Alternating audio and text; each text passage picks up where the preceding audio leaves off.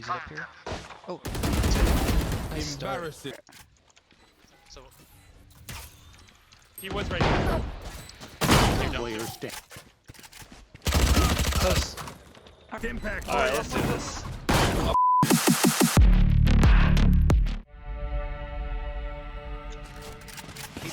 Hello guys, Zicy here. Today we're gonna talk about Valorant, formerly called Project A.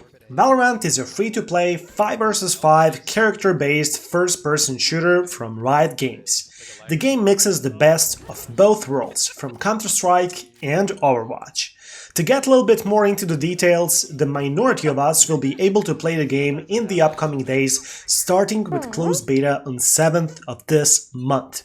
I will talk about beta in a bit, but first, let's get familiar with the game. Like I mentioned before, Valorant is a 5 vs 5 character-based tactical shooter. At the beginning of each game, you have the option to choose one from currently 12 playable characters, so-called agents. Riot will progressively add more agents into the mix, but this is what the numbers will look like on release. Each agent has 4 abilities. One signature ability they get for free every round, 2 abilities they have to buy, and 1 ultimate ability that has to be changed by getting kills, well, charged up. Players can also buy 2 types of shields, light shields and heavy shields. Map-wise, there are 4 maps planned for the release and additional maps are planned to be released during the game's lifecycle. It is hard not to notice the resemblance of the showcased Valorant maps, with Counter-Strike maps for example. The more I watched the gameplay, the more obvious it was the map looks and feels like Dust 2 from Counter-Strike. The resemblance was just there. Even if you look at the HUD of the game, it's pretty much the same as Counter-Strike's.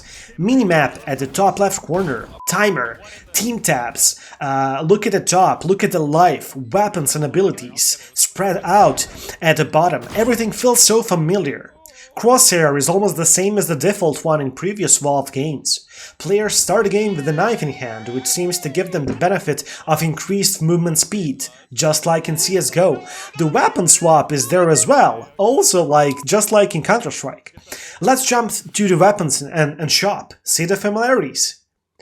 Purchase menu definitely represents different visuals, but presents pretty much the same options as on Counter-Strike. Pistols, SMGs, shotguns, rifles, or snipers are available to players here as well. Similar weapons from CSGO to Valorant can be found without too much imagination. For example, the classic pistol in Valorant is a USP in Counter-Strike. Frenzy, for example, is a CZ. Ghost is 5.7. Sheriff is Deagle. You also have 1 automatic shotgun and 1 semi-automatic shotgun. You have Bulldog, that is FAMAS. Phantom, that is M4. Vandal, that is AK-4. Marshal, that is a Scout. Operator, that is AVP, for example, and so on and so forth. The resemblance is definitely there, and as it looks like they choose the best of both worlds, both from Counter-Strike and Overwatch, and successfully combined them together. Technically, Riot also promised 128 tick servers, at least 30 frames per second on most computers with minimal specifications, and 60 to 144 frames per second on modern gaming rigs. A maximum of 35 milliseconds latency for players in major cities around the world, which means for almost 70% of the player base should be covered and be able to play with that latency, while the others might have issues, but the time will tell when they roll out, all those improvements in the data centers, while they enroll all their equipment all around the globe. So it will take time, but they have majority of the bigger cities covered so far. They also promised a well-developed netcode that should completely resolve Beaker's advantage. in the game, which sounds pretty nice. They also have an anti-cheat service called Vanguard that should be able to battle and neutralize the hackers and potential cheaters. So far, the Riot promised to do a full release of the game by the end of summer 2020, with closed beta kicking in on 7th of April this month. The model Riot has been using for this game is giving out the streamers access to the game on the 7th, and in order for you to potentially get the access as well, you will have to do 3 steps. I'm gonna tell you all those 3 in the order that you should be doing that. So, first step is register for Riot Games account if you already don't have one. 2.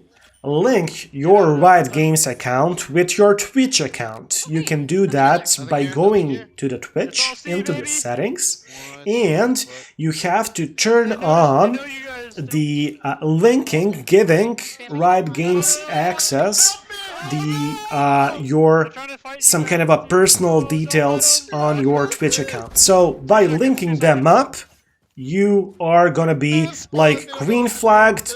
You're gonna get the thumbs up, and that's it. So first, register for Riot Games account if you don't have one. Second, link your Twitch account with Riot Games account in Twitch control settings. And third, on the 7th, watch a flag streams for a chance to get the access. So you don't have to be engaged, as I'm aware, on the stream, but you need to have stream turned on, and you have to be, there.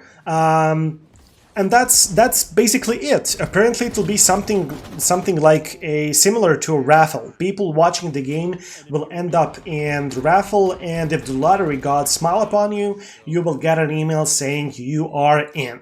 And you're going to be able to download and install the game throughout Riot's launcher.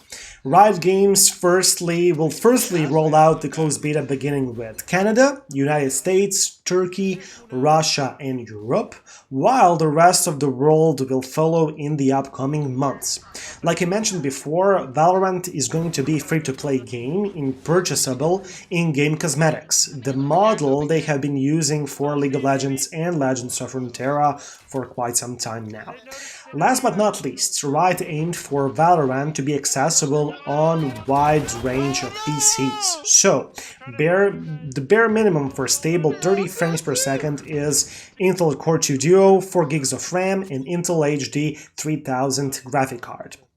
While the recommended specs for 60 frames per second is Intel i3, 4 GB of RAM, and GeForce 730 with, I think, 1 GB of RAM on the graphic card. That should be enough for the 60 frames per second. But for the best possible experience in 144 Hz, you should go with i5 and at least GTX 1050 Ti.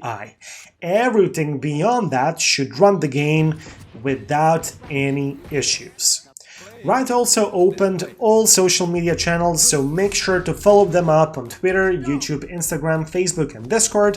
I will also put the links down below in the description. Before we wrap things up, if you like the video and would like to see more Valorant content like this in the future, please hit that like and subscribe button down below, and also let me know what you think about the game. Are you thinking about switching from Counter-Strike or Overwatch to Valorant, and why, if so? Guys, thank you very much for watching, have a great day, and see you real soon. Zicy logging out.